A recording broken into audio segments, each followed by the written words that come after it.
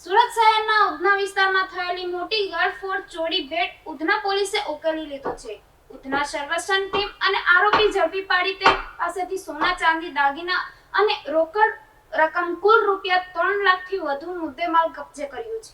Udhna police station વિસ્તારમાં ગત 21 many રાત્રિના સમય અશોક સમ્રાટનગર સ્થિત પોરારજી વસાહતના એક રહેણાંક મકાનમાં મોટી ગરફડ ચોરીની ઘટના સામે આવી હતી.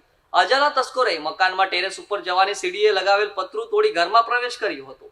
ત્યારબાદ ઘરમાં રાખવામાં આવેલ રોકડા રૂપિયા 5 લાખ તેમજ સોના ચાંદીના કિંમતી દાગીનાની ચોરી કરી કુલ રૂપિયા 7 લાખથી વધુની મત્તા લઈને ફરાર થઈ ગયો હતો.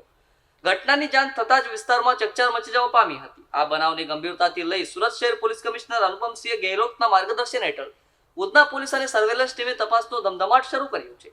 પોલીસે ઘટના સ્થળની આસપાસના સીસીટીવી ફૂટેજ, ટેકનિકલ સર્વેલન્સ અને બાતમીદારોની મદદથી આરોપીની હિલચાલ અંગે મહત્વની માહિતી મેળવી હતી. સતત વોચ અને તપાસ દરમિયાન પોલીસે એક શંકાસ્પદ આરોપીને ઝડપી પાડી તેની પૂછપરછ હાથ ધરી હતી. પૂછપરછ દરમિયાન આરોપીએ ઘરફડ ચોરીની કબૂલાત આપતા પોલીસે તેની પાસેથી સોના ચાંદીના દાગીના તેમજ રોકડ રકમ મળી કુલ રૂપિયા 3,01,893 નો મુદ્દામાલ કબજે કર્યો હતો. હાલ પોલીસે આરોપીની વધુ પૂછપરછ કરી રહી છે અને ચોરીમાં અન્ય કોઈ વ્યક્તિ સંડોવાયેલ છે કે નહીં તેમજ ચોરીનો વધુ મુદ્દામાલ ક્યાંક ચૂકવવામાં આવ્યો છે કે તેમ દિશામાં તપાસ આગળ ધપવામાં આવી રહી છે. ઉધના પોલીસની ઝડપી અને અસરકારક કામગીરીના કારણે ઘરફોડ ચોરીના ગુનાનો ભેદ ઝડપથી ઉકેલતા સ્થાનિક લોકોમાં પોલીસ પ્રત્યે વિશ્વાસ વધુ મજબૂત બન્યો છે. પોલીસે આરોપી સામે ભારતીય ન્યાય સંહિતા હેઠળ ગુનો નોંધી કાયદેસરની કાર્યવાહી હાથ ધરી છે.